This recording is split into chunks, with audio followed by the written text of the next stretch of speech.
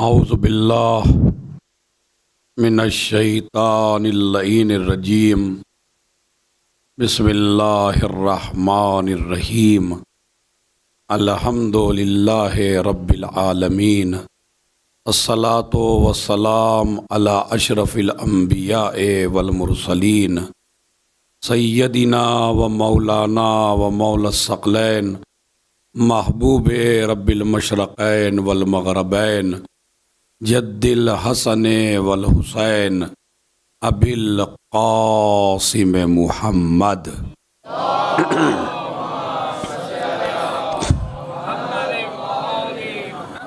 وعلی اہل بیتہ الطیبین الطاہرین المعصومین المظلومین الذین اذھب اللہ عنہم الرجس وطہرہم تطہیرا۔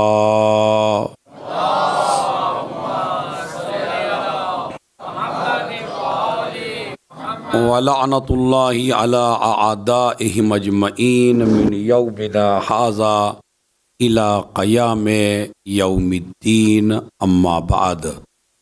قال المعصوم علیہ الصلاۃ والسلام وبذل مہجتہ فیک لیستنقذ عبادک من الجہالہ وحیرۃ الضلالہ۔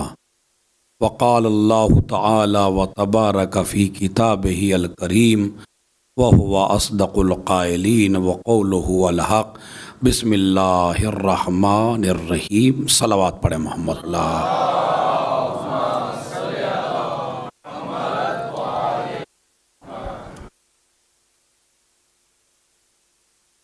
سب سے پہلے تو میں آپ حضرات کو تعزیت پیش کرنا چاہتا ہوں اربعین کی، اس لیے کہ ہندوستان اور پاکستان میں آج اربعین تھا،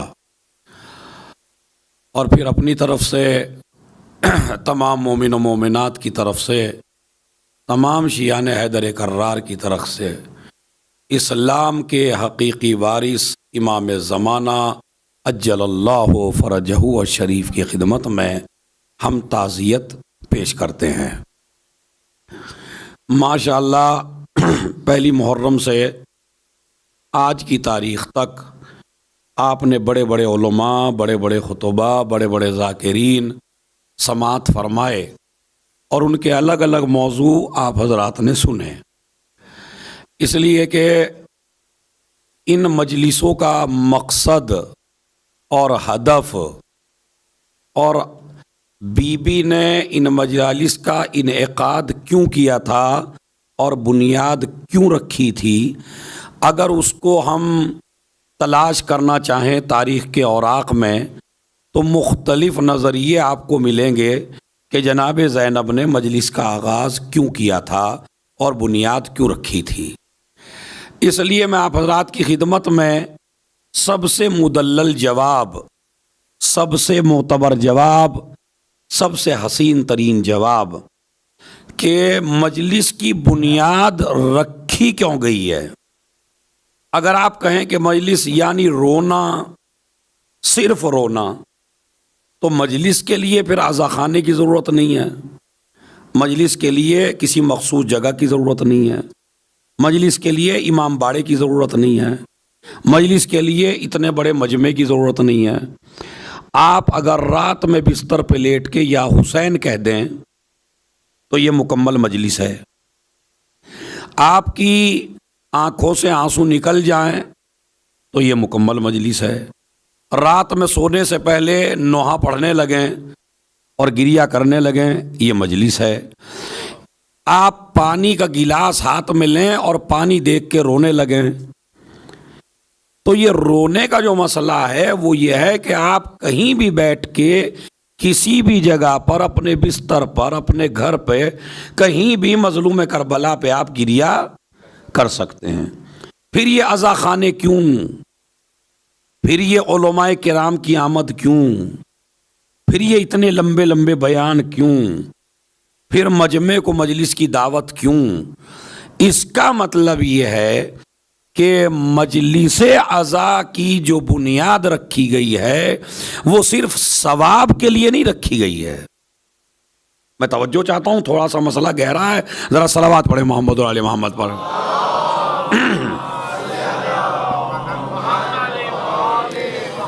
میرے خیال میں اور اچھی صلوات پڑھیں، چونکہ بہترین پیغام ہے جو آپ کو دینا ہے. اللہم صلی علی.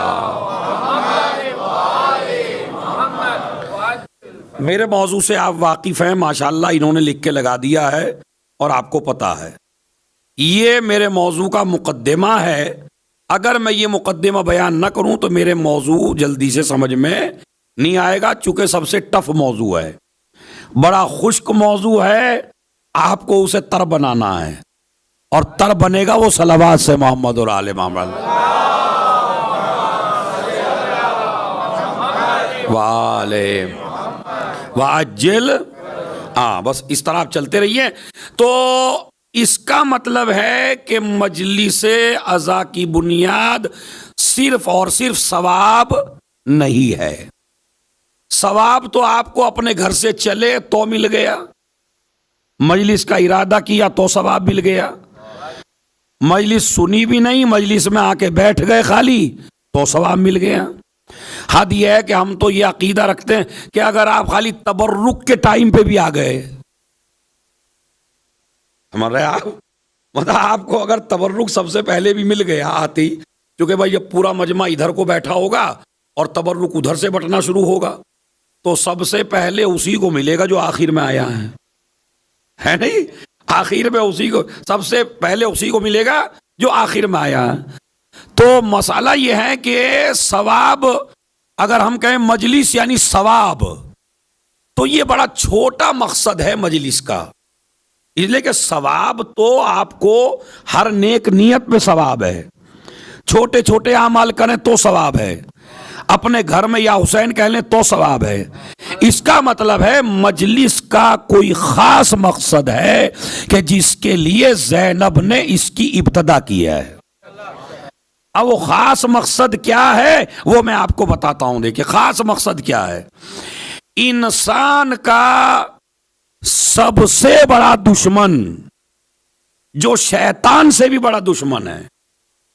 اب آپ کہیں گے شیطان کو تو قرآن مجید نے کہا ہے کہ سب سے بڑا دشمن آپ کا شیطان ہے، لیکن میں کہہ رہا ہوں کہ شیطان سے بھی بڑا دشمن ہے. ہر انسان کا سب سے بڑا دشمن جو شیطان سے بڑا ہے.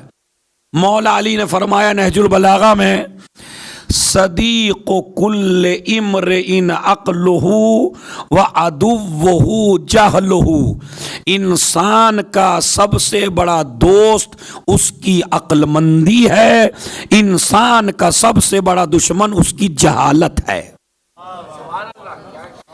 تو انسان کا سب سے بڑا دشمن کون ہے؟ جہالت. سب سے بڑا دشمن یعنی شیطان سے بھی بڑا، اس لیے کہ شیطان مسلط ہی اس پہ ہوتا ہے جو جاہل ہو. جلدی سے اب آپ کہیں گے کیا مولانا علماء غلطیاں نہیں کرتے، کیا علماء نہیں بہکتے؟ تو اصل میں علماء کو بھی بہکاتا ہے، پہلے جاہل بناتا ہے. سمجھ رہے آپ؟ یعنی اصل چیز جو ہے جس کی وجہ سے شیطان ہمارے اوپر آپ کے اوپر مسلط ہوتا ہے وہ کیا ہے؟ جہالت. تو آپ کا سب سے بڑا دشمن کون ہے؟ جہالت. اسی جہالت کی وجہ سے یزید مسلط ہوتا ہے، اسی جہالت کی وجہ سے ابو جہل مسلط ہوتا ہے، اسی جہالت کی وجہ سے فرعون مسلط ہوتا ہے، اسی جہالت کی وجہ سے نمرود مسلط ہوتا ہے، اسی جہالت کی وجہ سے ظالم مسلط ہوتا ہے، اسی جہالت کی وجہ سے ناہنجار مسلط ہوتا ہے. اس کا مطلب یہ ہے کہ انسان کے اوپر سب سے بڑا اگر کوئی اس کو نقصان پہنچا سکتا ہے تو وہ انسان کی جہالت ہے۔ اب قیامت تک کے لیے جناب زینب کو بچانا تھا پوری انسانیت کو، کہ تاکہ اب ان پر کوئی یزید مسلط نہ ہونے پائے، اس لیے جناب زینب نے یزید کے دربار سے مجلس عزا کی بنیاد رکھ دی۔ یہ مجلس نہیں ہے، ایک حسین کی یونیورسٹی ہے کہ جہاں پر علم دیا جاتا رہے گا اور یزید کو ختم کیا جاتا رہے گا۔ ایک صلوات بھیجے محمد اور آل محمد۔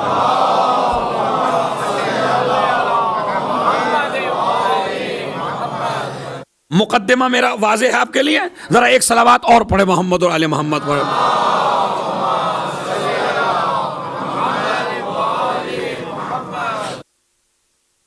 تو آپ ذرا توجہ چاہتا ہوں میں، تو اس کا مطلب ہے انسان کا سب سے بڑا دوست کون ہے بھائی؟ زور سے بول رہا تھوڑا سا، کیونکہ میں چھوٹا سا ٹیچر ہوں، ٹیچر ذرا بڑھتا نہیں آگے۔ تو انسان کا سب سے بڑا دوست کون ہے؟ اس کا علم، اس کی عقل۔ اور انسان کا سب سے بڑا دشمن کون ہے؟ اس کی جہالت۔ تو جہالت کو مٹانے کے لیے کوئی مرکز ضروری ہے، جہالت کو مٹانے کے لیے کوئی مرکز ضروری ہے، اسی مرکز کو عزاداری کہتے ہیں، اسی مرکز کو عزاداری کہتے ہیں، اسی مرکز کو مجلس کہتے ہیں، اسی مرکز کو امام باڑہ کہتے ہیں، حسینیہ کہتے ہیں۔ یہ یونیورسٹیاں ہیں۔ اچھا، جب اب آپ زیارت اربعین، چونکہ اربعین ہے انڈیا پاکستان میں رہا ہے، تو اسی سے میں اپنے موضوع کا آغاز کرتا ہوں۔ سنیے کیسے۔ امام حسین علیہ السلام کی شہادت کا اصلی مقصد کیا تھا؟ کوئی کہتا ہے نمازوں کو بچانا، کوئی کہتا ہے روزوں کو بچانا، کوئی کہتا ہے دین کو بچانا، کوئی کہتا ہے احکام اسلامی کو بچانا، کوئی کہتا ہے کہ برائیوں کو مٹانا، یعنی امام حسین علیہ السلام کا مقصد تھا کہ دنیا سے برائیاں مٹ جائیں۔ تو ذرا مجھے بتائیے کون سی برائی مٹ گئی کربلا کے بعد؟ کیا شرابی اب نہیں ہے؟ کیا جواری اب نہیں ہے؟ کیا بھائی کا حق مارنے والے اب نہیں ہیں؟ کیا دوسروں کی جائیداد پہ قبضہ کرنے والے اب نہیں ہیں؟ کیا لوٹنے والے اب نہیں ہیں؟ کیا نماز چھوڑنے والے اب نہیں ہیں؟ کیا نماز کے منکر اب نہیں ہیں؟ ارے اب تو کمال ہو گیا، اپنے شیعوں میں بھی ہیں۔ آپ دوسروں کی بات چھوڑ دیجئے، وہ جو حسین حسین کرتے ہیں ان میں بھی آج کل کچھ طبقے ایسے چل گئے ہیں کہ جو ایک دوسرے کو کافر بھی کہتے ہیں اور وہ نماز روزے سے بھی بالکل دور ہیں۔ تو مجھے آپ یہ بتائیے، کیا امام حسین کی شہادت کے بعد کوئی بندہ ایسا نہیں جس نے نماز نہیں چھوڑی؟ پتہ نہیں کتنے لوگ نماز چھوڑتے ہیں، کتنے لوگ نماز کے منکر ہیں۔ جتنی بھی برائیاں ہیں، آج ایمانداری سے بتائیے کتنی برائیاں ہیں جو اس وقت موجود ہیں؟ جو یزید کے زمانے میں برائیاں تھیں وہ ساری برائیاں موجود ہیں۔ تو اس کا مطلب ہے امام کا مقصد یہ نہیں تھا کہ ساری برائیاں ختم کر دوں، امام کا ایک مقصد تھا اور وہ یہ کہ برائی ہو تو ہو لیکن برائی بنا میں مذہب نہ ہو۔ ارے میں توجہ چاہتا ہوں بھائی، ایک صلوات پڑھیں محمد اور آل محمد پر۔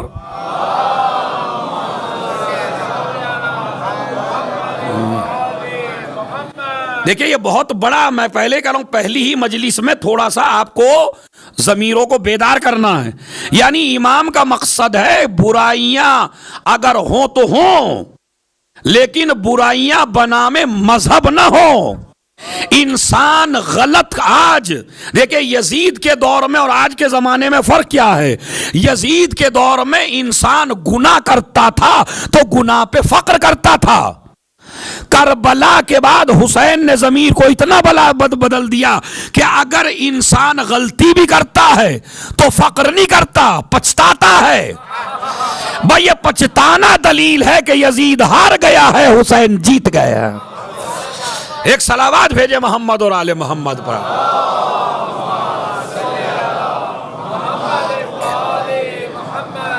ایک آدمی نماز نہیں پڑھتا، صبح کی نماز چھوٹ گئی، کہتا ہے بھائی یار غلطی ہو گئی مجھ سے، وہ ہونا نہیں چاہیے تھا. یہ جو احساس ندامت پیدا کر دیا حسین نے ہر آدمی کے اندر، یہی حسین کی جیت کا اعلان ہے. بات سمجھ رہے ہیں؟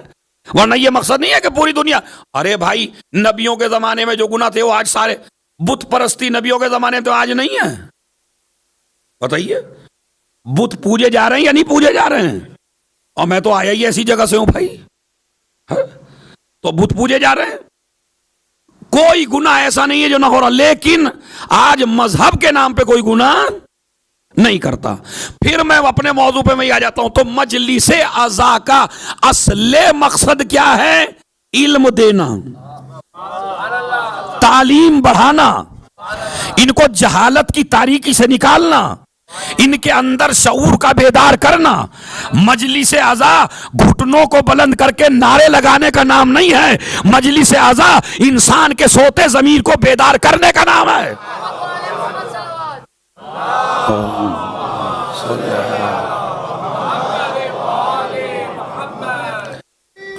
اللہ اکبر یا رسول اللہ.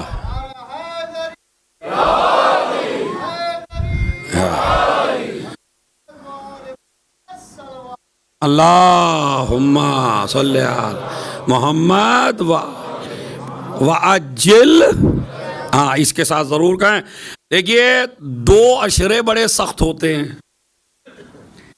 ایک عشرہ 11 محرم سے 20 محرم تک، اور ایک عشرہ 21 صفر سے اور 30 صفر تک. اس لیے کہ جو ہمارے دو مین عشرے ہیں 40 اور عاشور، اس میں پبلک بے حد ہوتی ہے، نکل کے آتا ہے ہر آدمی دونوں عشروں میں. لیکن اب 40 کے بعد اتنا مجمع 21 کو آ جانا، اس کا مطلب ہے مجھے خوب محنت سے پڑھنا پڑے گا. صلوات پڑھے محمد اور آل محمد والا. ہاں تو انشاءاللہ آپ بہت لوگ آئے اور بہت اچھے آئے. انشاءاللہ میں بھی خوب محنت کر کے آیا ہوں. تو آپ کو تو بس میں مقدمہ ختم کر دوں. مجلس عزا کا مقصد، جناب زینب کا مقصد کیا تھا؟ علم پھیلانا. اب یہیں سے انداز، تو امام حسین کی شہادت کا مقصد کیا ہے؟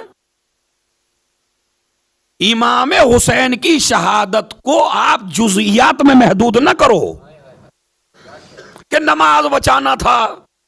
یہ تو بڑا ہلکا مقصد ہے بھائی. روزہ بچانا تھا، یہ بھی نہیں ہے. اسی لیے زیارت 40 کو امام علیہ السلام نے ہر مومن کی علامت قرار دیا. زیارت عاشور کا لفظ نہیں ہے، کوئی اور لفظ نہیں ہے وہاں پر. یہی زیارت کا علامات المومن خمسون، یہ روایت ہر جگہ موجود ہے، مفاتیح الجنان میں بھی. علامات المومن خمسن صلاۃ 51 وزیارت 40 وتعفیر الجبین والتختم بالیمین والجہر بسم اللہ الرحمن الرحیم. ہمارے 11ویں نے فرمایا مومن کی 5 علامتیں ہیں. وہ مولانا صادق صاحب بیان کر چکے ہوں گے آپ کو 40 کے حوالے سے. میں تو خالی اپنا مقدمہ جو میرے عشرے کا مقدمہ ہے وہ لینا چاہ رہا ہوں میں. وہ کیا ہے؟ مومن کی 5 علامتیں. 51 رکعت نماز پڑھتا ہو. اچھا 51 رکعت کے بعد زیارت 40 کی زیارت پڑھتا ہو. یہ شاید اس جملے سے امام اصلاح کرنا چاہتے ہیں ہماری قوم کی. پہلے کہا نماز، یعنی کیا اسی میں مستحب ہے، اسی میں نماز شب ہے، اسی میں نوافل ہے، اسی میں واجب ہے. 51 الگ سے نہ سمجھیے گا کوئی ان کے علاوہ کچھ اور ہے، نہیں یہی ہے ساری ملا کے. 51 رکعت نماز پڑھتا ہو. خالی نماز ہی نہ پڑھے، زیارت 40 کی زیارت بھی پڑھے. یہ مومن کی علامت ہے. یعنی کیا مطلب؟ نہ نماز کافی ہے جب تک حسین کی طرف رخ نہ ہو. اسی لیے ہر نماز کے بعد آپ کیوں کھڑے ہوتے ہیں؟ السلام علیکہ یا ابا عبداللہ. اصل میں یہ زیارت نہیں ہے، یہ روح عبادت ہے. اگر یہ زیارت نہ ہو تو وہ نماز قبول نہ ہو. اس لیے کہ پہلے اس کو تو یاد کرو جس محسن نے بچا کے دی ہے. ایک صلوات پڑھے محمد اور آل محمد پر.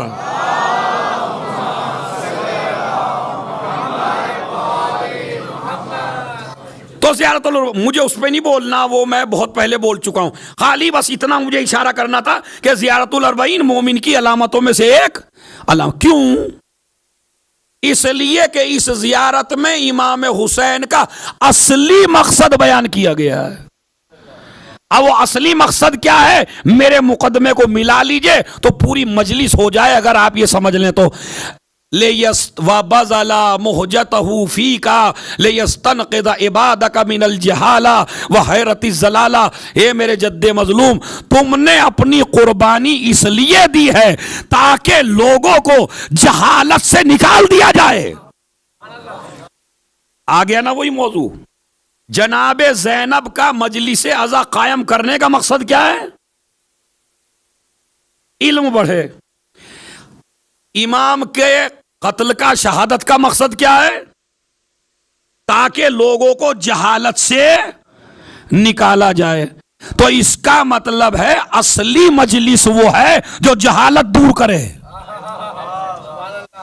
لیکن اگر مجلس ہی سے جہالت پیدا کی جا رہی ہو تو اب آپ انصاف سے بتائیے، ادھر بی بی کا مقصد، ادھر زیارت اربعین میں یہ لفظ، ادھر سورہ جمعہ میں رسول کی ڈیوٹی. هو الذی بعث، وہ اللہ وہ ہے کہ جس نے رسول بھیجا امیین میں، یتلو علیہم آیاتہ ویزکیہم ویعلمہم الکتاب والحکمہ وان کانوا من قبل لفی ضلال مبین.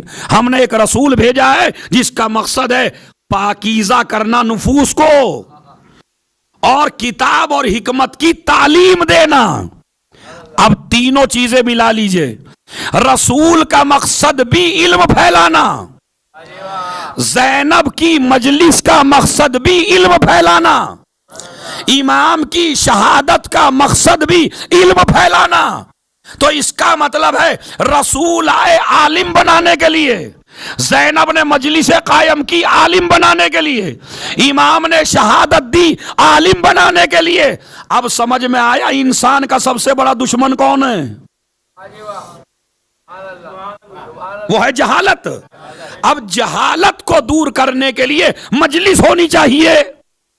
مجلس ہو تو اس میں الگ الگ مضامین ہو جو علماء نے پڑھ دیے.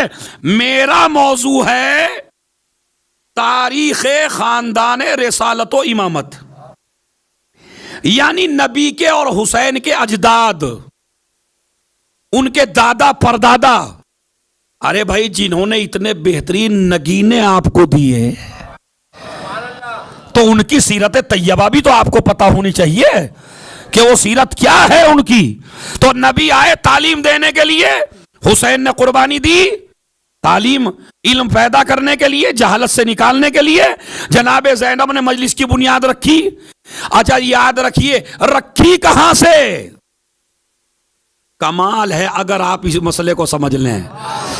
زینب کے لیے آسان تھا مکے سے شروع کرنا، زینب کے لیے آسان تھا مدینے سے مجلس شروع کرنا، زینب کے لیے آسان تھا کربلا سے شروع کرنا. یہ شام ہی سے کیوں؟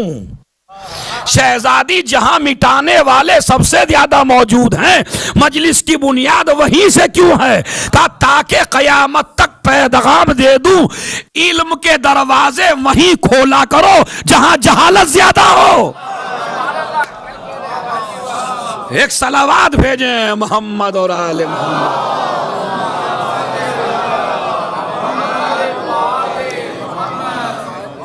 ایک صلوات مل جل کے پڑھ دیں محمد اور آل محمد پر.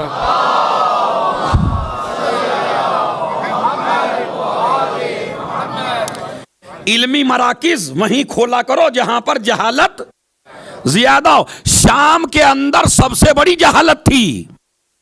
حد یہ ہے کہ جو شام کے کارکن تھے، میں نام نہیں لینا چاہتا، آپ اشارے میں سب کچھ سمجھ لیتے ہیں، ماشاءاللہ اتنا ذہین مجمع ہے، جو حاکم ہیں اس نے باقاعدہ اپنے بیٹے کو وصیت میں لکھا تھا کہ میں نے جب بھی علی کا مقابلہ کیا تو ان لوگوں کو لے جا کے کیا، مگر کیسے کیا؟ کبھی بھی اپنے آدمی کو علی سے ملنے نہیں دیا۔ میں کیا کروں، اتنی بڑی ہسٹری پڑھ دی میں نے ایک ہی جملے میں۔ جب جنگ صفین اور دوسری جنگیں ہوتی تھیں تو باقاعدہ اس حاکم کی طرف سے لوگ معین ہوتے تھے کہ اپنے ان آدمیوں کو نہ علی کے صحابی سے ملنے دینا، نہ علی سے ملنے دینا، اس لیے کہ ہم حکومت تبھی تک کر سکتے ہیں جب تک یہ جاہل ہیں۔ ایک صلوات پڑھ دیں محمد اور آل محمد۔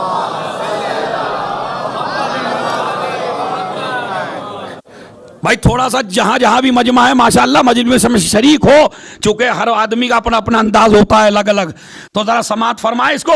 یعنی بی بی نے مجلس قائم کی علم کے لیے، حسین نے شہادت دی علم کے لیے، ہمارے رسول کی جو آنے کا مقصد ہے وہ ہے علم پھیلانا۔ وہ کیا کہتا ہے؟ رسول اللہ کے زمانے میں بھی ایسا ہی ہوتا تھا کہ سارے کفار یہ کہتے تھے رسول سے ملنے نہ دو، رسول سے ملنے نہ دو، رسول کے پاس جانے نہ دو۔ اور رسول صحن خانہ کعبہ میں بیٹھے ہوتے تھے تو ان کا آدمی آتا تھا تو کہتے تھے جب جائیں گے طواف کرنے تو سننا پڑے گا انہیں یا نہیں؟ کہا نہیں، ایسا کرو کانوں میں روئی ڈال لو۔ تو بعض لوگ آئے ہیں طواف، یہ ہسٹری ہے بھائی، میرا موضوع ہسٹری کا ہی ہے۔ جب لوگ آئے ہیں خانہ کعبہ کا طواف کرنے تو انہوں نے روئیاں دے لی اپنے کانوں میں۔ اتنا پروپیگنڈا ہے رسول کے خلاف، خبردار اس کی بات نہ سننا، ایک لفظ نہ سننا اس کا، تمہیں بدل کے رکھ دے گا۔ ایک آدمی تھا وہ طواف کرنے کے لیے آیا، کہنے لگا اگر لوگوں نے پوچھا کہ بھائی وہ کہتا کیا ہے تو میں جواب کیا دوں گا؟ ہلکی سی روئی ہٹائی، ادھر نبی نے قرآن کی تلاوت کرنا شروع کی، نور قرآن داخل کیا اس کے دل میں، پوری روئی ہٹا کے خالی سورہ سن کے کہتا ہاتھ بڑھائیے تو کلمہ پڑھوں۔ صلوات بھیجے محمد اور آل محمد والا۔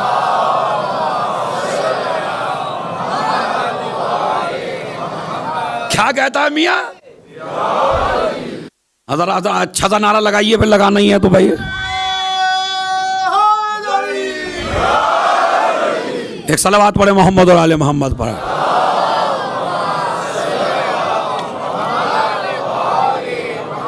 بھائی ہسٹری اتنی مزیدار ہے، اس میں نعروں کے موقع بہت آئیں گے آپ کو، ہر 15 منٹ پہ نعرے کا موقع دوں گا میں آپ کو انشاءاللہ۔ ہسٹری ہے ہی لذیذ بڑی، تو میں تو خالی مقدمہ آج کا ختم ہو جائے تو اس نے روئی ہٹائی کان سے۔ نبی سورہ قیامت کی تلاوت کر رہے تھے، کوئی کہتا دوسرے سورہ کی، بہرحال نور قرآن داخل ہوا، مان گئے۔ اس طرح لوگ بڑھے۔ کافر کیا کہتے تھے؟ ان کے پاس نہ جاؤ، ان کے پاس نہ جائیے، رسول کے پاس۔ وہ کیا کہہ رہا ہے شام کا حاکم؟ اگر تم حکومت کرنا چاہتے ہو لوگوں پر تو جتنا جاہل رکھو گے اتنا کامیاب۔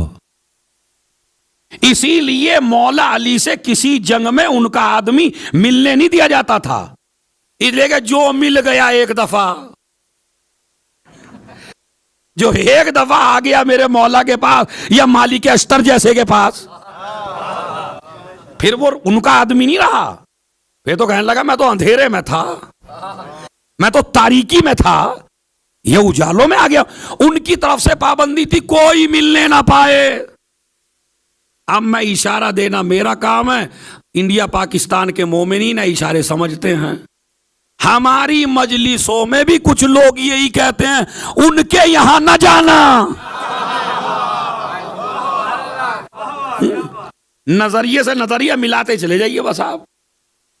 وہ کہہ رہے رسول کے پاس نہ جانا، وہ کہہ رہے امام کے پاس نہ جانا، آج کا کہتا ہے شیعوں کے پاس نہ جانا۔ اس کا مطلب ہے جہاں کمزوری ہوتی ہے وہاں مجمع کو بچایا جاتا ہے. ہمارا امام تو دعا کرتا ہے پروردگار یہ شیعہ ایک جگہ نہ رہنے پائیں, یہ روئے زمین پر چاروں طرف پھیل جائیں, اس لیے کہ ہمارا شیعہ پاک ہوتا ہے, جہاں جائے گا پاکیزگی پھیلائے گا. صلوات بھیج دیں محمد اور آل محمد پر.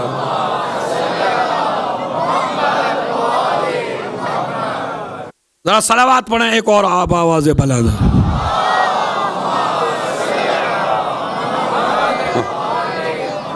اب آپ سمجھ رہے ہیں؟ تو جہالت جناب زینب کو بہترین موقع تھا مکے میں شروع کرنا, مدینے میں شروع کرنا, کربلا میں شروع کرنا. یہ وہیں سے کیوں قائم کیا ہے؟ کہا جہاں جہالت زیادہ ہوتی ہے وہیں پر علمی کارنامے انجام دینے چاہیے. لہذا جناب زینب نے مجلس کی بنیاد رکھ دی. میرا موضوع ہے تاریخ اجداد, یعنی ان کے اجداد کے لیے بس میں شروع کرتا ہوں کہاں سے, اس کو اتنا بڑا نہ سمجھے گا. جناب ابراہیم, اس لیے کہ ان کو کہا جاتا ہے شیخ الانبیاء. انبیاء میں بھی رسول اللہ کے. اب یہ یہاں سے تمہاری علم کے لیے باتیں, مقدمہ میں نے پڑھ دیا. عشرے کیوں ہوتے ہیں؟ علم کے لیے. مجلسیں کیوں ہوتی ہیں؟ علم کے لیے. رسول کا مقصد کیا ہے؟ علم پیدا کرنا. ہماری مجلسوں کا مقصد کیا ہونا چاہیے؟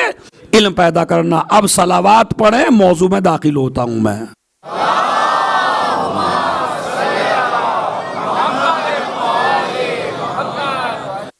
پہلا مسئلہ جو سماعت فرمائیں, ہم میں اور کچھ لوگوں میں ایک عقیدے میں موضوع شروع کر دیا. بس میں نے اس جملے سے موضوع ہے پروردگار ہمیں مولا علی کے صدقے میں اس موضوع کو ٹھیک سے پڑھنے اور سننے کی توفیق عنایت فرما. اللہ کے نام سے شروع کرتے ہیں, انشاءاللہ دیکھیں کہاں تک پہنچتے ہیں. تو سب سے پہلا عقیدہ اپنا آج یہ مضبوط کرنا ہے کہ اور دیگر جو لوگ ہیں, اقوام ہیں, ان کے یہاں یہ نظریہ موجود ہے کہ نبی کے باپ دادا کافر ہو سکتے ہیں. اور ان کی کتابوں میں اس طرح کے واقعات بھی ہیں. جیسے میں ایک واقعہ سناؤں کہ نبی کی خدمت میں ایک شخص آیا اور اس نے کہا یا نبی اللہ این ابی, میرا باپ کہاں ہے؟ نبی نے کہا تیرا باپ کافر تھا, فی النار. تیرا باپ کہاں ہے؟ جہنم میں موجود ہے. میں آپ سے مجلس تو اسی جملے میں ہو جانی چاہیے, خدا کی قسم. خالی جملہ ایک ہی ہے مگر پورا عشرہ ہے اس میں. لکھ رہے ہیں کہ نبی کے پاس آیا, میرا باپ کہاں ہے؟ اگر نبی تم جیسا ہے, ارے بھائی میں نے تو لفظ کہہ دیا بس ہے, اگر نبی تم جیسا, صلوات پڑھیں محمد اور آل محمد پر.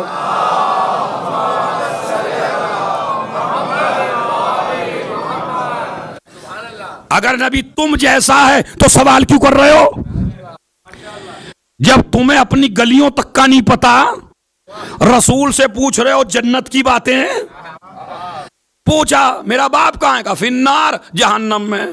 کہتے اس کے بعد نبی تھوڑی دیر رکے, کہنے لگے ان اباکا و ابی فی النار, تیرا باپ بھی جہنم میں ہے اور میرا باپ بھی جہنم میں ہے. اب یہ حدیث کتابوں میں موجود ہے, ہمارے یہاں نہیں ہے. ہم تو ایک جملہ کہتے ہیں, جملہ ایک ہی ہے بس, اور تاریخی جملہ ہے.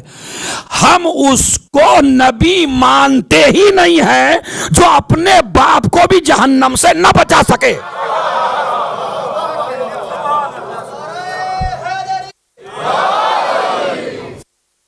ہم اس کو نبی نہیں مانتے, اس لیے کہ جو اپنے باپ کو بھی نہ بچا سکے. ارے بھائی جو اپنی فیملی کو جہنم سے نہ بچا سکے, ارے بھائی جو اپنے بزرگوں کو جہنم سے نہ بچا سکے, کیا گارنٹی ہے کہ آپ کو بچا لے گا؟ اس کی شفاعت جب اس کے رشتہ داروں کے حق میں قبول نہیں ہے. اور ادھر روایت ہے ایک حافظ قرآن اگر چاہے تو اپنے گھر والوں کی شفاعت کر سکتا ہے. کمال کی بات ہے بھائی, حافظ قرآن شفاعت کر لے تو تعجب نہیں ہوتا جس کے سینے پہ قرآن نازل ہوا.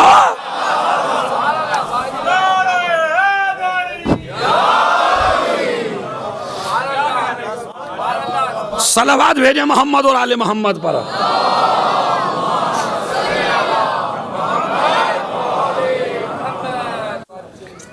یہ روایات ہیں. تو میرا باپ اور تیرا باپ جہنم میں ہے.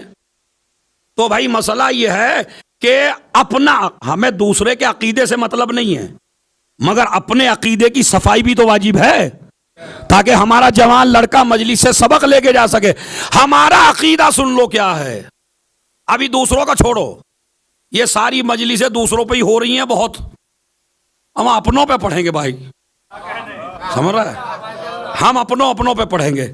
اپنا عقیدہ سن لو. بسم اللہ الرحمن الرحیم. ہمارا عقیدہ سنیے زیارت اربعین میں, اشہد انک کنت نورا فی الاصلاب الشامقہ والارحام المطہرہ لم تنجسک الجاہلیت بانجاسها ولم تلبسک من مدلہمات ثیابہا. اس سے بڑی مجلس اور کیا سنو گے جوانوں؟ ہے, ہم نے اپنا عقیدہ بیان کر دیا. آپ کہیں گے یہ تو حسین کی زیارت میں, آئیے نبی کی زیارت میں بھی جملہ دکھاتا ہوں. بسم اللہ الرحمن الرحیم. وہ جو مفاتیح الجنان میں نبی کی زیارت لکھی ہوئی ہے, زیارتہ من البعد, ایک ہے من القرب, قریب سے جو پڑھی جاتی ہے, ایک ہے نبی کی دعا جو ولادت کے دن پڑھی جاتی ہے. اس میں یہ جملہ موجود ہے, مفاتیح الجنان یہی رکھی ہے, جسے چاہیے نیچے اتر کے میں جملہ دکھا دوں گا ابھی. اس میں کیا ہے, السلام علیکہ ایھا السفیر بین خلق اللہ, بینہ و بین خلق اللہ, سلام ہو میرا آپ پر اے سفیر جو اللہ کے اور بندوں کے درمیان ہے. خدا کی قسم اس پہ خاموش نہیں رہنا تھا آپ کو, بڑے فضائل ہیں میرے نبی کے. اے مخلوق خدا, ارے لفظ بدل ہی دوں میں تاکہ معراج ہو جائے, اے اللہ کے اور بندوں کے درمیان وسیلہ. بھائی یہ بتائیے سفیر کا اور ترجمہ آپ کیا کریں گے؟ سفیر کا کام کیا ہوتا ہے بتائیے تو صحیح. سفیر کا کام یہی تو ہوتا ہے. تو سفیر ہیں رسول اعظم, کس کے؟ اللہ کے اور بندوں کے درمیان میں. تو بندوں کے اور اللہ کے درمیان میں جو سفیر ہو, نہ تو وہ اللہ ہوگا اور نہ وہ بندے جیسا ہوگا. صلوات پڑھ دیں محمد اور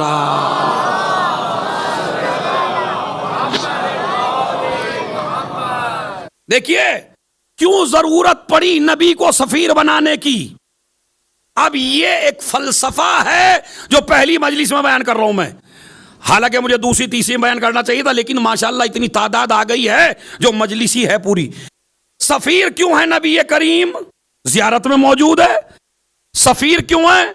دیکھیں سفیر کا کام ہوتا ہے بندے کو اللہ سے ملانا, اللہ کو بندے سے ملانا, یہ سفیر کا کام ہے. اب یہ جو سفیر ہے یہ خود کیسا ہونا چاہیے؟ سفیر کی ضرورت کیوں ہے؟ بھائی سفیر کی ضرورت کیوں ہے؟ آج تو کہتے ہیں مسلمان ہمیں وسیلے کی ضرورت ہی نہیں ہے. ارے بھائی جب اللہ کو بھی وسیلے کی ضرورت ہے تو عام آدمی کی تو بات ہی ختم ہو جاتی ہے. اور اگر وسیلے کا انکار کرو تو اماں ابا کا پہلے انکار کر دینا, آسمان سے ٹپکے نہیں ہو پیدا ہوئے ہو. ہاں ماں باپ کے وسیلے سے تو دنیا میں آئے, اور کیسے آئے وسیلے کے بغیر؟ تو وسیلہ ہے نبی, اللہ. کیوں وسیلے کی ضرورت پڑی؟ اللہ کا کمال روکتا ہے کہ وہ بندے تک آئے. پورا فلسفہ ہے. اللہ کا کمال روکتا ہے کہ وہ بندے تک آئے, بندے کا نقص روکتا ہے کہ وہ خدا تک جائے. نہیں، ایک آدمی کو بھی چپ نہیں رہنے دوں گا بھائی. ہیں اللہ کا کمال روکتا ہے کہ وہ بندے تک آئے، بندوں کا نقص روکتا ہے کہ وہ خدا تک جائے. اللہ اپنے کمال کی بنیاد پر ہم تک آ نہیں سکتا، ہم اپنے نقص کی بنیاد پر وہاں تک جا نہیں سکتے. اس لیے ضرورت ہے ایسے بندے کی. ارے بھائی، اب ضرورت ہے ایسے بندوں کی جو ایک صفت میں اس جیسے ہوں.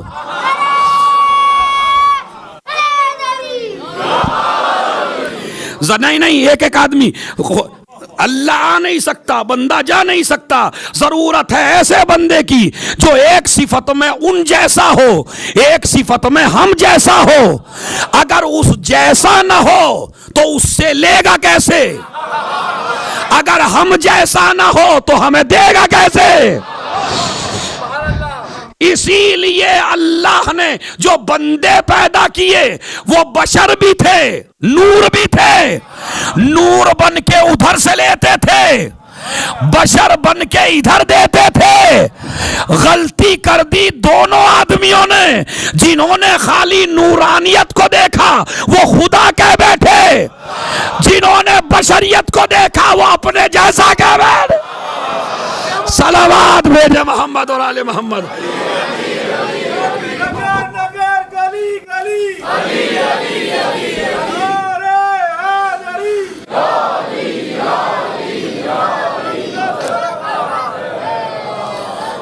ذرا صلوات پڑھیں بآواز بلند بھائی.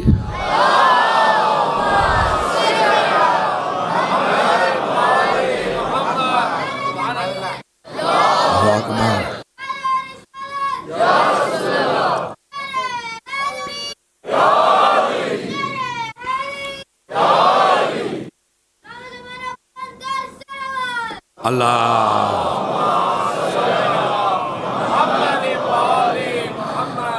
تو نور بھی ہیں، بشر بھی ہیں. نور بن کے ادھر سے لیں گے، بشر بن کے ادھر دیں گے. بندوں نے کچھ نے کہا ہم جیسے، کچھ نے کہا خدا ہیں. اب سارے فلسفے سمجھ میں آ جائیں گے. سورج پلٹایا تو نماز پڑھی، مردہ زندہ کیا تو نماز پڑھی. علی آپ کو نماز پڑھنے کی ضرورت کیا ہے مردہ زندہ کر کے؟ کہا دنیا کو بتانا چاہتا ہوں خدا نہیں ہوں، خدا کا بندہ ہوں. مگر اتنا سمجھ لو جس کا بندہ اتنا عظیم ہے اس کا خدا کتنا عظیم ہے. کیا جملہ؟ السلام علیکہ ایھا السفیر بین اللہ و بین خلق. سلام ہو آپ پر اے رسول اعظم کہ آپ سفیر ہیں اللہ کے اور بندوں کے درمیان. اشہد انک، وہی لفظ بالکل جو زیارت اربعین میں، زیارت وارثہ میں، دونوں زیارتوں میں لفظ ہے نا، وہی بالکل عین. کتاب اٹھا کے دو تو ابھی دکھاتا ہوں. بالکل وہی. اشہد انک یا نبی اللہ، اشہد انک کنت نورا فی الاصلاب الشامقہ والارحام المطہرہ لم تنجسک الجاہلیۃ بانجاسها ولم تلبسک من مدلہمات ثیابها. پورا وہی فقرہ جو حسین کے لیے ہے، وہی رسول اعظم کی زیارت میں ہے. زیارت کسی غیر معصوم کی نہیں ہے، زیارت معصوم نے بیان فرمائی ہے. ہم گواہی دیتے ہیں تیرا ددھیال بھی پاکیزہ ہے، تیرا ننھیال بھی پاکیزہ.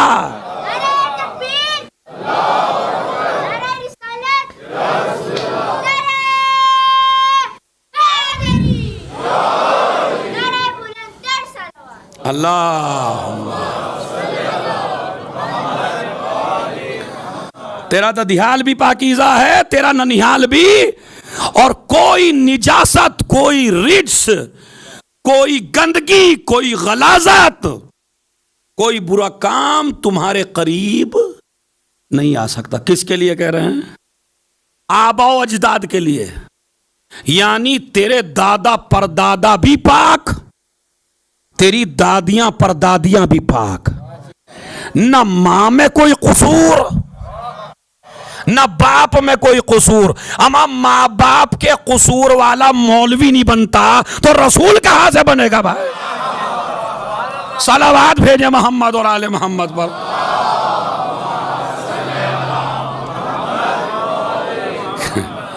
نظریہ سمجھ گئے؟ اب تو ہمارا عقیدہ کیا ہے؟ مذہب تشیع اثنا عشری، ان کا ہمارا بھائی اپنے عقیدے پہ بولنا واجب ہے، ہمیں دوسرے کے عقیدوں پہ نہیں بولنا ہے، لیکن ہمیں اپنے جوانوں کو مجلس میں اپنا عقیدہ بھی تو سمجھانا ہے.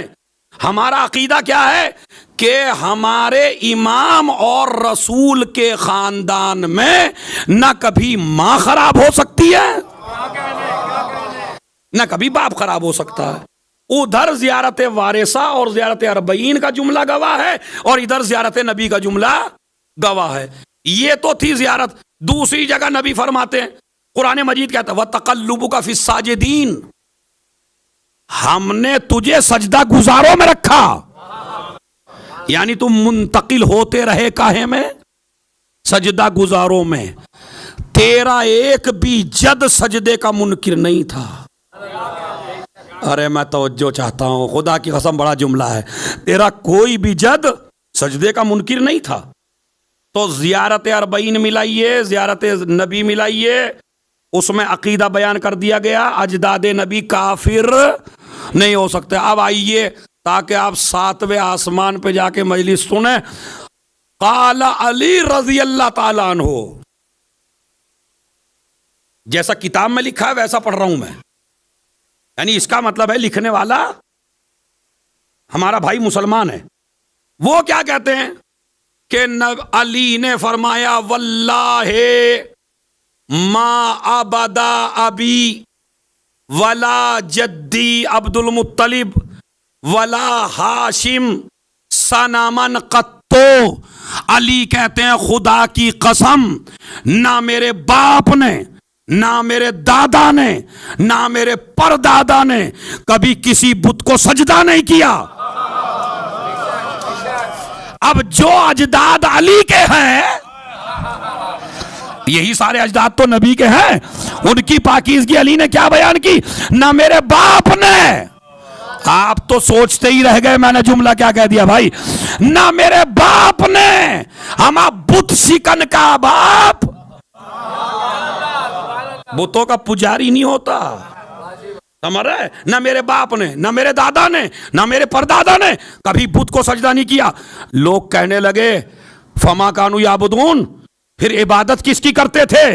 قال علی دین ابراہیم، ہمارے سارے دادا پردادا دین ابراہیمی پر تھے. کوئی ان میں مشرک نہیں تھا، کوئی ان میں کافر نہیں تھا. صلوات بھیجے محمد اور آل محمد پر.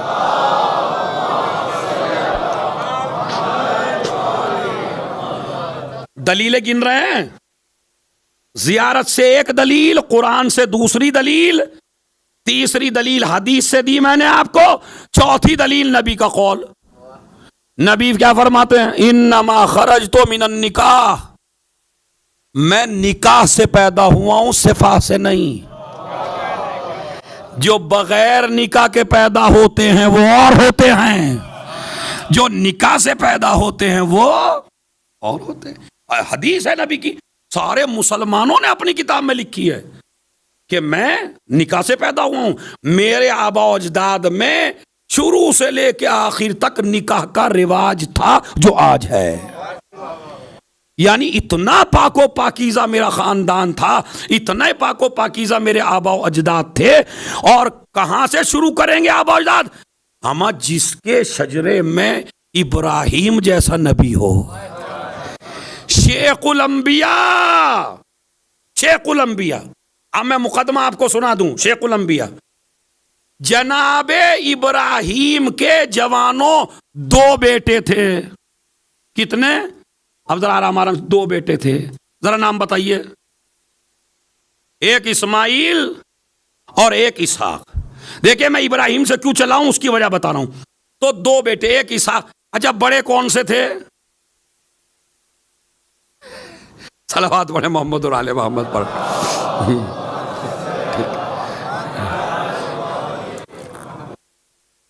بڑے کون سے تھے؟ 2 بیویاں تھیں، ایک جناب ہاجرہ اور ایک جناب پہلی بیوی کون سی تھی؟ ہاں شاباش، بھائی اس طرح دے کے چلیں گے تو شرمایا نہ کریں، بولیے جو بھی بولنا ہے۔ جناب سارا، جناب سارا چچا کی بیٹی تھی ان کے، جناب ابراہیم کے چچا کی بیٹی تھی جناب سارا۔ روایت میں موجود ہے کائنات عالم میں ان سے خوبصورت خاتون نہیں تھی جناب سارا سے، بڑی عظیم خاتون تھیں جناب سارا۔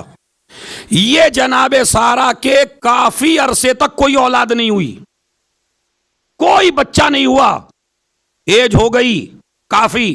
حد یہ ہے کہ جناب ابراہیم کی بھی 86 سال کی عمر آ گئی اور کوئی اولاد نہیں ہے۔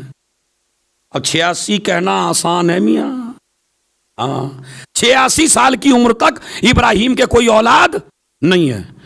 ایک کنیز ملی جو بادشاہ کی بیٹی تھی، ایک بادشاہ تھا، مختصر بیان کرتا ہوں کیونکہ جناب ابراہیم میں اگر میں الجھ گیا تو پورا اشر جناب ابراہیم بھی پہنچ جائے گا۔ پھر صلوات پڑھے محمد اور آل محمد پر۔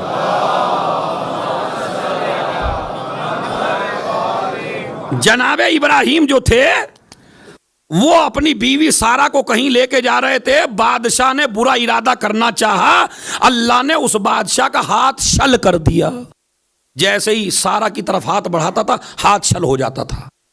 اس نے سمجھا یہ تو کوئی با کرامت بی بی ہے، اس کے بیٹی تھی ہاجرہ، اس نے گفٹ کی ہاجرہ کو۔ ہاجرہ کنیز نہیں ہے، کسی جنگ میں نہیں ملی ہے، مال غنیمت میں نہیں ہے، شہزادی ہے۔ یہ بچی انہوں نے گفٹ کر دی ان کو، جناب سارا کو۔ جناب سارا اور جناب ہاجرہ ایک ساتھ رہنے لگی، جب اولاد سے مایوس ہو گئیں تو کہا آپ اپنی شادی ہاجرہ سے کر لیجئے۔ جناب ہاجرہ سے جناب ابراہیم نے شادی کر لی۔ جناب ہاجرہ کے یہاں اللہ نے ایک بیٹا دیا جس کا نام ہے اسماعیل۔ یہ اسماعیل بڑے ہیں، 86 سال کی عمر میں پیدا ہوئے ہیں جناب ابراہیم کے۔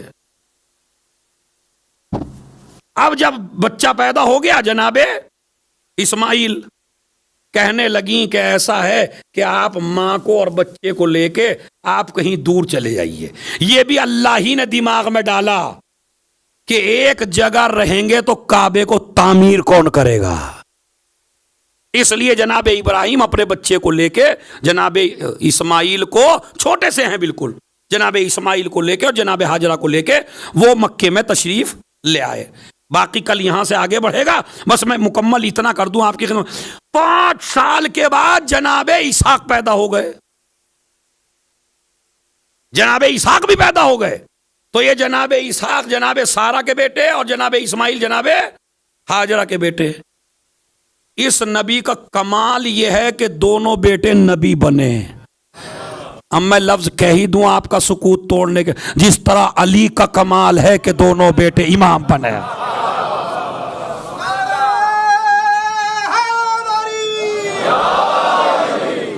ایک صلوات اور پڑھیں محمد اور آل محمد پر۔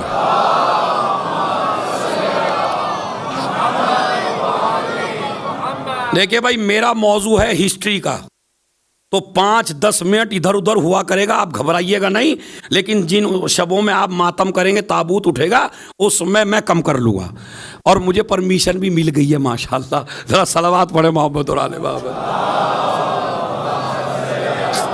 محمد و آل محمد وعجل۔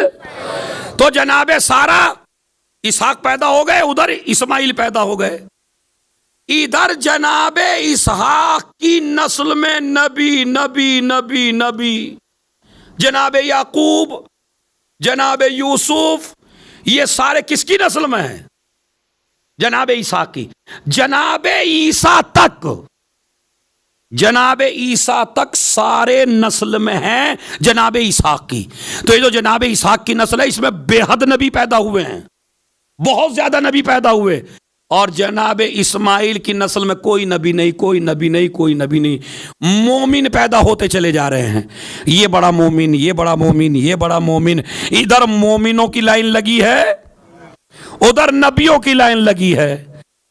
اب اتنا بڑا رتبہ، ادھر سارے انبیاء آ گئے اور جناب عیسیٰ پہ آ کے سلسلہ رک گیا۔ اب بعد میں نبی نہیں آیا ان کی نسل میں، پھر کس پہ سلسلہ رکا؟ ارے جس کی قربانیاں اتنی زیادہ تھی اسماعیل کی، پروردگار اسے تو نے کوئی بھی نبی نہ دیا، کہا ذرا انتظار کر، اگر اسحاق کو کئی انبیاء دیے نسل میں تو اس کی نسل میں ایک ہی نبی ایسا دوں گا جو سب کا سردار بنے گا،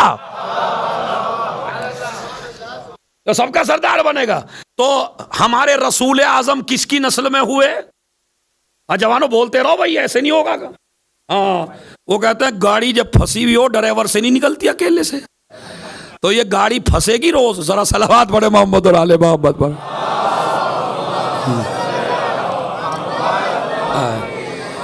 تو جناب اسحاق کی نسل میں سارے نبی اور جناب اسماعیل کی نسل میں کوئی نبی نہیں۔ ادھر سلسلہ رک گیا کس پر؟ اب وہ تو کہیں گے نا بنی اسرائیل والے ہم افضل ہیں، ہماری نسل میں اتنے نبی ہیں۔ تو اللہ نے کہا اسماعیل کو ایسا نبی دوں گا جو ان سب کا سردار ہوگا، مگر پروردگار اب ذرا زمین پہ بیٹھے رہیے اور محسوس کریے اپنے کو 7ویں آسمان پہ۔ جملہ میں دے رہا ہوں آپ کو، جملہ بڑا عجیب و غریب ہے۔ اے پروردگار، اس کی نسل کا عیسیٰ اب تک زندہ ہے، تو اسماعیل کو بھی تو کوئی فخر دے۔ اللہ نے آواز دی، اسی محمد کا آخری بیٹا۔ اب اگر تم کو اندازہ لگانا ہے کہ اسحاق کی نسل بہتر ہے یا اسماعیل کی نسل بہتر ہے تو ذرا پانی پہ مصلی بچھنے دو۔ اگر اس کا بیٹا آگے ہو تو یہ افضل ہے، اگر اسماعیل کا بیٹا آگے تو اسماعیل افضل ہے۔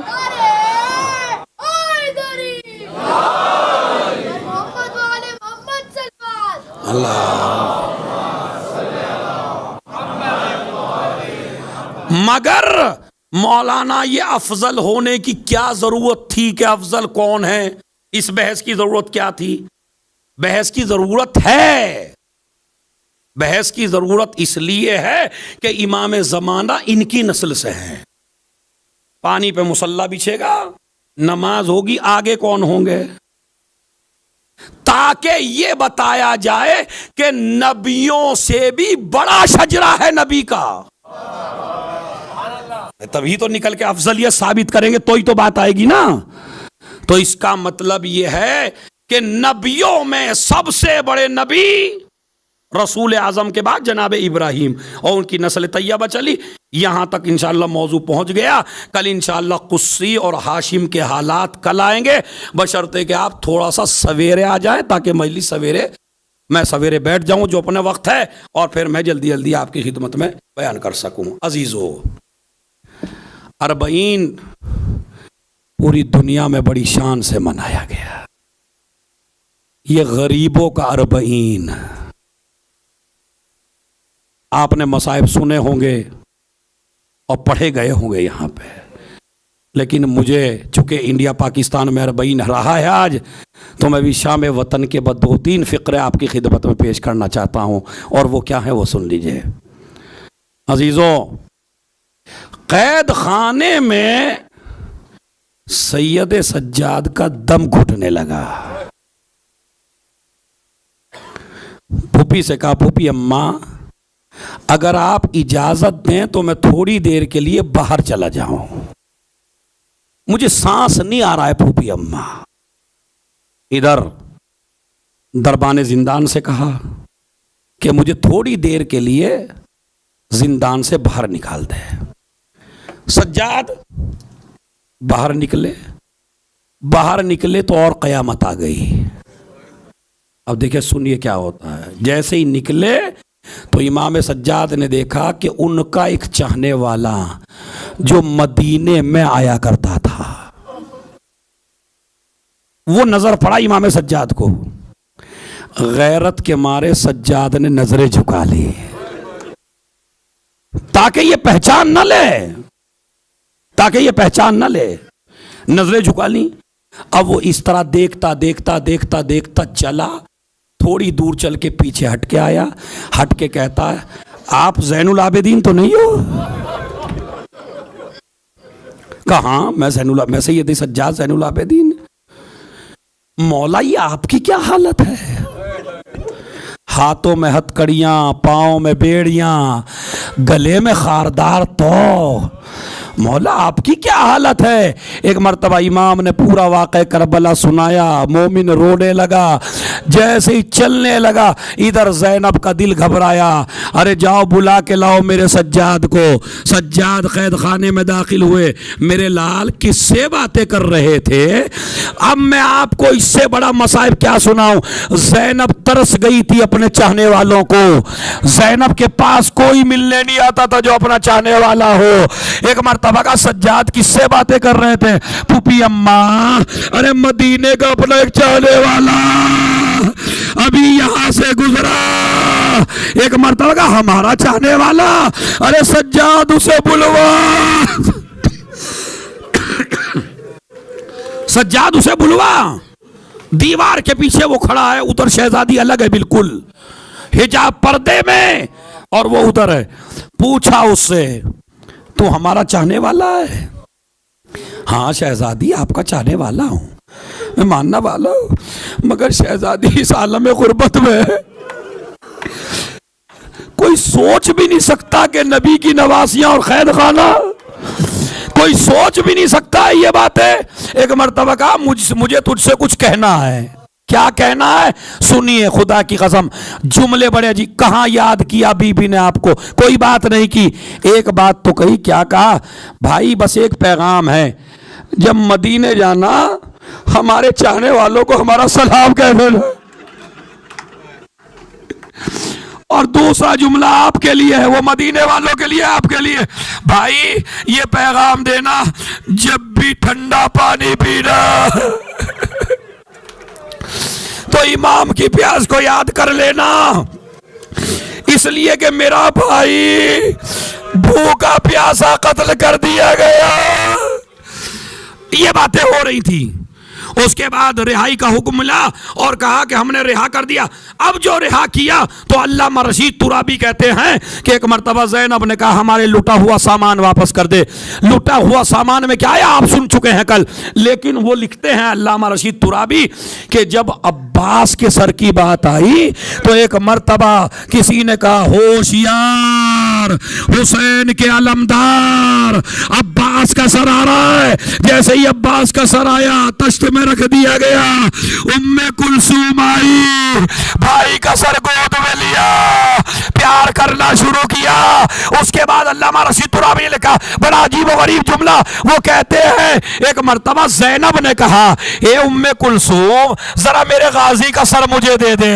ایک مرتبہ زینب نے عباس کا سر لیا، جیسے ہی سر لیا اپنے سامنے کیا، عباس کی آنکھیں کھلی ہوئی تھی، ارے جیسے ہی زینب کے سر پہ نظر پڑی عباس نے آنکھوں کو بند کر لیا، ارے زینب تڑپ گئی، ارے میرے شیر، ارے درباروں میں پھر گئے، بازاروں میں پھر کے آئی ہوں۔ بیان کرتے کرتے اب سنیے وہ لکھتے ہیں کہ ایک مرتبہ سجاد قریب آئے، آگے کا پھوپھی اماں ذرا میرے چچا کا سر مجھے بھی دے دیجئے۔ سجاد نے اپنے چچا کا سر لیا، منہ پہ منہ رکھا، چچا میری پشت اس لائق نہیں ہے، ارے اتنے تازی آنے لگے، اتنے کوڑے لگے، اے چچا میری گردن میں ایسا توخ ڈالا گیا کہ میری گردن زخمی ہے، اس کے بعد برداشت نہ کر سکیں گے۔ چادر ملی اور چچا کے سر کو اس میں رکھا، بیویاں دیکھ رہی ہیں سجاد کیا کریں گے، اور سجاد کے پیچھے پیچھے چلی بیویاں۔ کیا دیکھا؟ سجاد زندان شام میں پہنچے، ننھی سی قبر نظر آئی، چچا کا سر نکالا، سکینہ کی قبر میں رکھا، اے سکینہ، ارے تیرا چچا آ گیا۔ قبر سکینہ ہلنے لگی، اے بھیا سجاد، ارے جب بابا سے ملنا تو میرا سلام کہہ دینا۔ ادھر زینب چلی اور چل کے کہا بیبیوں، شام کی عورتوں کو بلایا، اے بیبیوں، ارے میں ایک امانت چھوڑ کے جا رہی ہوں، اگر ہو تو 2 کام کر دینا۔ عزیزوں مجھے نہیں پتا آپ کس دل سے سنیں گے، 2 کام کر دینا۔ کہا شام والی عورتوں نے کہا کیا؟ کہا پہلی تو یہ، اس بچی کو اندھیرے سے بڑا ڈر لگتا، اس کی قبر پہ چراغ جلا دیا کرنا، اور اگر ہو سکے اس کی لحد پہ تھوڑا سا پانی ڈال دینا، یہ بڑی پیاسی رہ گئی۔ چلے کربلا کے قریب پہنچے، ارے رسول کا صحابی جابر ابن عبداللہ انصاری قبر پہ لیٹا ہوا تھا، قبر حسین ہلنے لگی، جابر جلدی سے اٹھ جا، میری قبر سے دور چلا جا۔ کہا کیوں؟ کہا شام سے لٹ کے میری بہن، ارے شام سے لٹ کے میری بہن آ رہی ہے۔ اب چونکہ مصائب تو کل سنے ہوں گے آپ نے، بس وہ جملہ جو میں پڑھنا چاہتا ہوں، بیبیاں جیسے ہی قریب آئیں، مقتل کہتا ہے اتری نہیں، اپنے کو اونٹوں سے گرا دیا۔ اور زینب بھائی کی قبر پہ کیسے گئی؟ گھٹنیوں کے بال حسین کی قبر سے لپٹ گئی۔ اے بھیا، ارے زینب آئی ہے،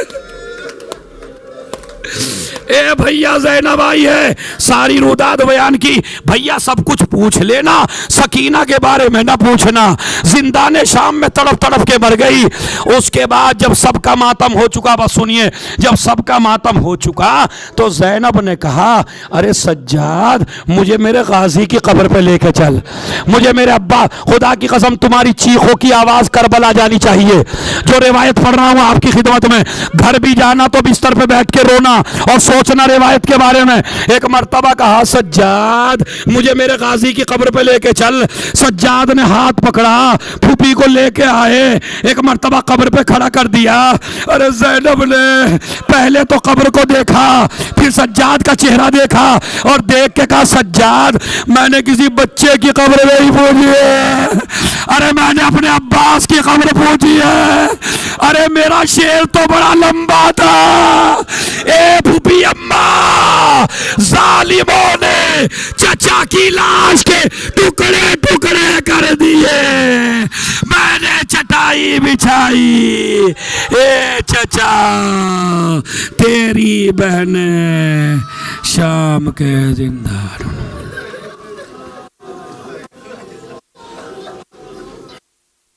سَيَعْلَمُ الَّذِينَ ظَلَمُوا أَيَّ مُنْقَلَبٍ يَنْقَلِبُونَ۔ ماتم حسین۔